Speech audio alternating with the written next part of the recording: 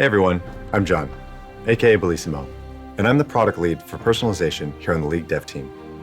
Today, I'd like to share some of the behind-the-scenes reasons for the choices we've made over the last year, as well as talk a bit about some of the things that we've got in store for you in 2020. As each year passes by, the number of champions in League continues to grow. With League nearing 150 champs now, it's getting more and more difficult to make skins for all of our champions. On top of that, we often prioritize popular champions with larger audiences. We do this because our goal is to delight as many players as we can and support our business through the next 10 years of League. Reasons aside though, it sucks to have to wait years for a skin for your favorite champion. In 2018, we shipped just over 80 skins to players, and in 2019, we broke the 100 mark. This year, we're trying to push past 120 skins. So, what are we doing with those extra skins in 2020? We're going to be hitting up a lot of the champions that haven't seen skins in a while. Specifically, we're going to be cooking something up for Skarner, Xerath, Mordekaiser, Kindred, Rek'Sai, Vel'Koz, Karthus, Sion, Twitch, Taric, Pantheon, Nautilus, Trundle, Bard, Ornn. And yeah, Taliyah. This means that we're going to be making skins for a lot of our most popular champs as well, like Lux, Ezreal, Ahri, and Kai'Sa. These skins reach a huge number of players and directly fund our ability to make skins for champs with small but dedicated player bases. As we increase the amount of skins that we make over time, one of our hopes is that champion mains can count the time since they last got a skin in months instead of years. Since we're developing more skins than ever this year, we're also going to spend some time exploring new creative thematics. Today, there are only a few thematics that are universally loved across all regions. And while there are some standout hits, there are also thematics that you've shown us that you're just not that excited about anymore. This comes through loud and clear through a variety of different signals. Players purchase these skins far less than others, and even those who do purchase them don't use them that much in-game. We also survey players around the world to make sure that your opinions match the signals that we're seeing. No, this doesn't mean that we'll never do a Snowdown skin ever again, but it does mean that we need to take the time to understand why most players didn't like it and find new creative ways to approach these themes so you will be excited about it next time. High Noon is a great example of how we can breathe life and depth into an old thematic, and we want to do more of this in the future. If you have any suggestions or ideas for new themes you'd like to see in League, or ideas for a new take on an older thematic, let us know. Every year for Lunar Revel, we've offered skins that have typically been exciting for players in Eastern regions, but haven't been as resonant with our players globally.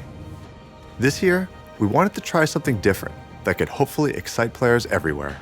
Our vision for this new thematic was to create a new take on a well-loved sci-fi fantasy by bridging Eastern and Western inspirations. So we created Mecha Kingdoms, a legendary sci-fi universe where the greatest heroes from warring kingdoms unite against a monstrous threat by piloting giant mechs.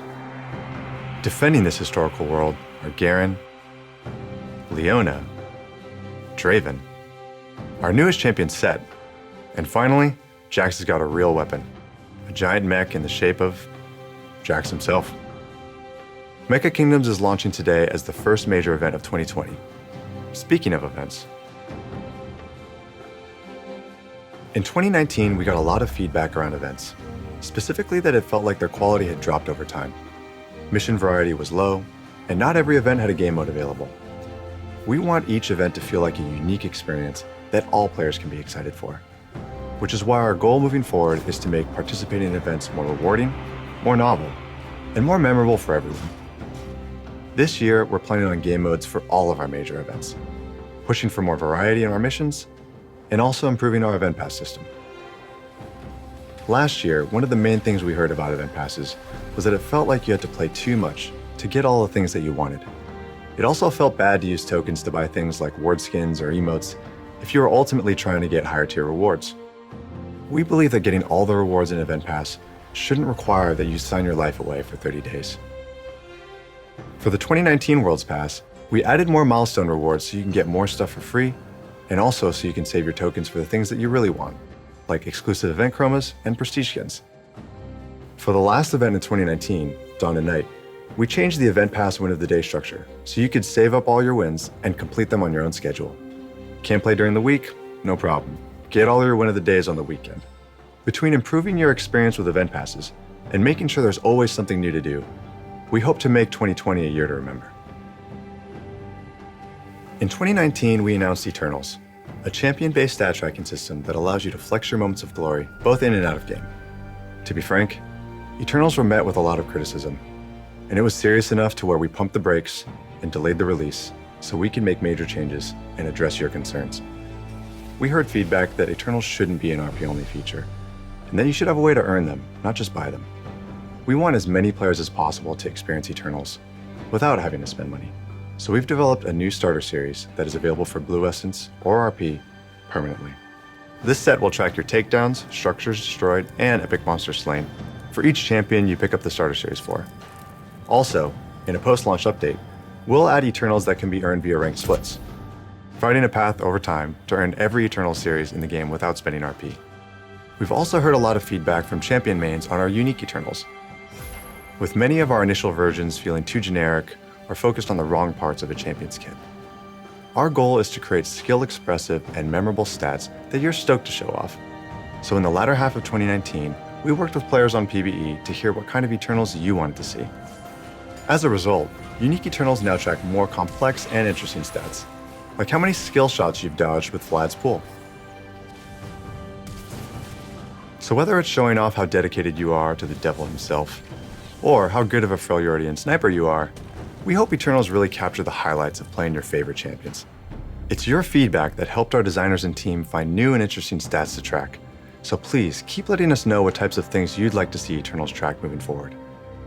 Lastly, for players who aren't interested in the feature, or don't want to know when they've been someone else's 100th kill, we've got toggles for you to mute the experience as you see fit. We hope that you like the changes that we've made to Eternals, and look forward to its release early this year. Before we go, we wanted to let you know that there are a few new types of content that we're experimenting with, and while we're not really ready to show anything yet, expect to hear something from us later this year. We can't wait to announce them. Thanks again for taking the time to watch this video. It's your feedback that helps push us to be better tomorrow than we are today. Here's to 2020.